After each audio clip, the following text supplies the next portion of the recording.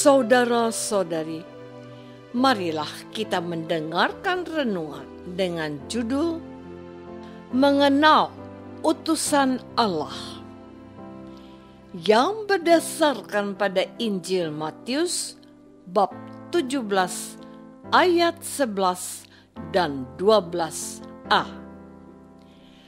Jawab Yesus, "Memang Elia akan datang dan memulihkan segala sesuatu, dan aku berkata kepadamu, Elia sudah datang, tetapi orang tidak mengenal dia dan memperlakukannya menurut kehendak mereka." Dalam nama Bapa dan Putra dan Roh Kudus. Amin. Saudara-saudari terkasih dalam nama Tuhan Yesus Kristus, Allah sangat mencintai manusia.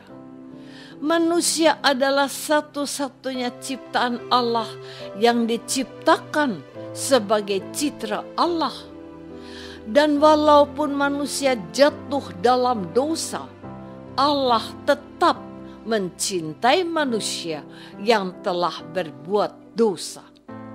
Sebagai bukti cintanya, Allah mengutus orang-orang pilihannya untuk mendatangi manusia. Orang-orang pilihan Allah seperti para nabi dipakai oleh Allah untuk mengajarkan apa yang harus manusia lakukan sehingga manusia selamat. Para nabi yang diutus Allah tidak terhitung jumlahnya, namun hasilnya sia-sia. Orang Israel hanya bertobat sesaat. Bahkan banyak nabi yang diutus Allah ditolak, dianiaya sampai dibunuh oleh orang Israel. Kenyataan ini menggerakkan hati Allah untuk mengutus Yesus Kristus, Putra Tunggalnya. Kedatangan Yesus ke dunia adalah puncak dan rencana Allah yang hendak menyelamatkan manusia. Allah pun tidak ingin kedatangan Yesus sia-sia. Oleh karena itu, Allah menyiapkan segala sesuatu dengan sempurna, sehingga kedatangan Yesus diterima oleh manusia dengan hati yang terbuka.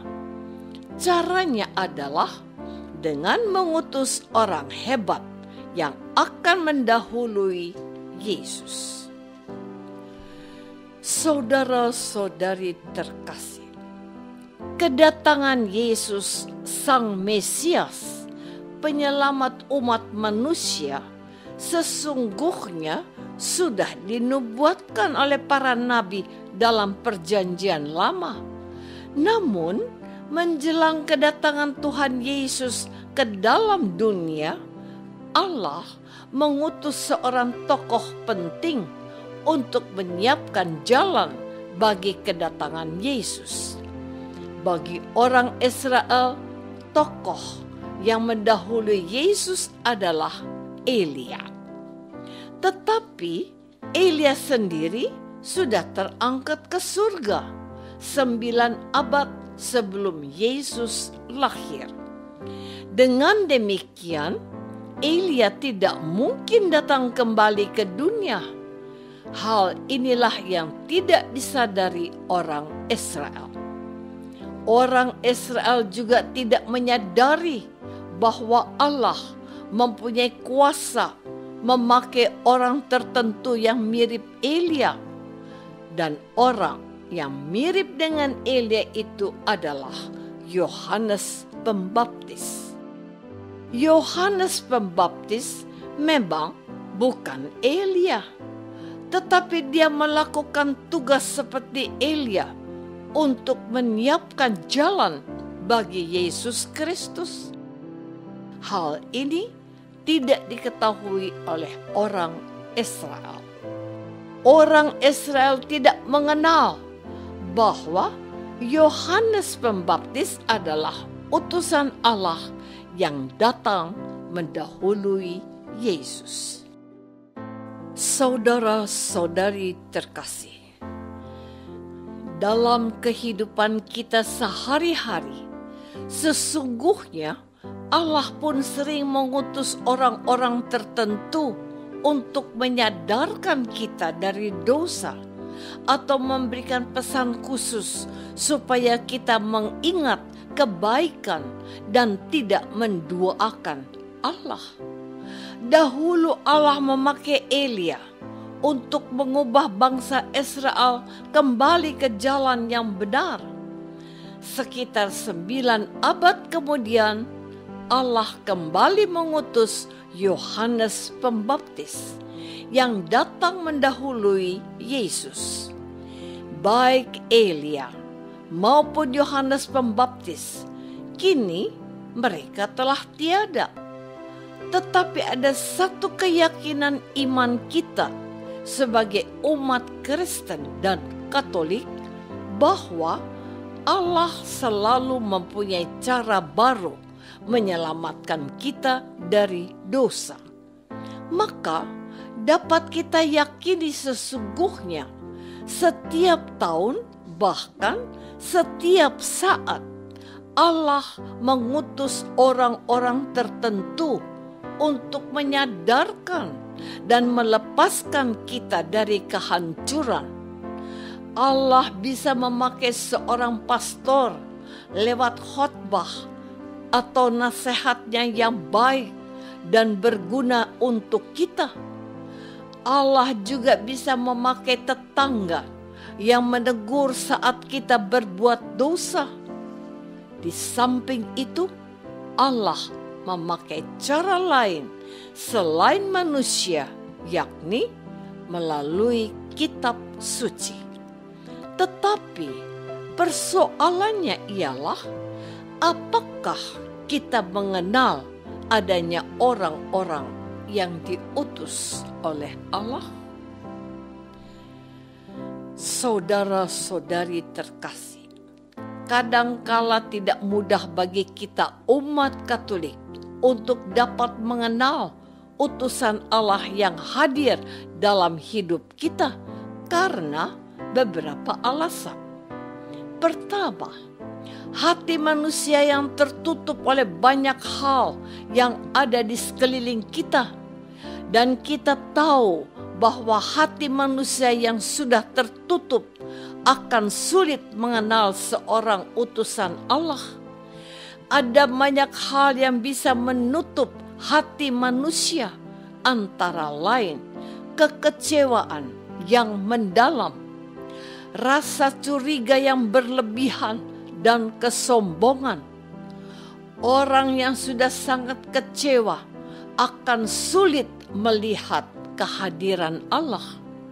Demikian pula dengan orang yang dipenuhi dengan rasa curiga yang berlebihan.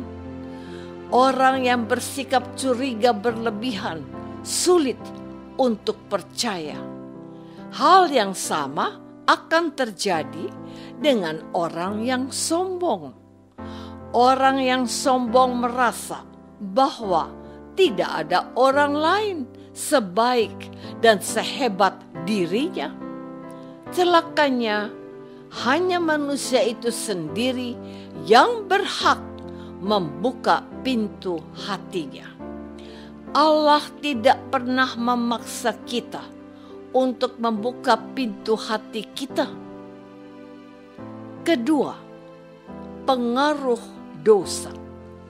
Dosa yang terus-menerus kita lakukan dapat membutakan mata batin kita.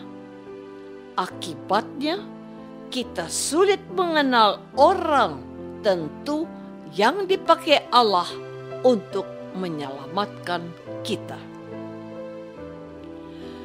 Apakah selama ini kita sudah berusaha untuk mengenal orang-orang yang diutus Allah guna menyelamatkan kita dari dosa-dosa?